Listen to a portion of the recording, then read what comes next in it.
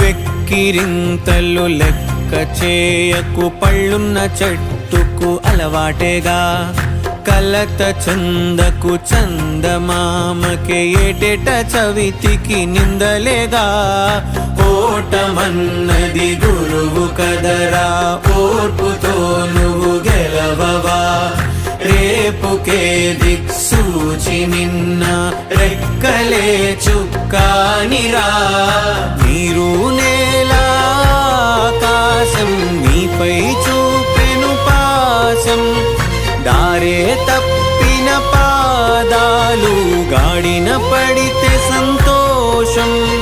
తరతరాల చెమట చుక్కలు లాల పోసెను భూమికే. బాధ్యతగా కొనసాగినాదో నైవేద్యమేగా స్వామికే.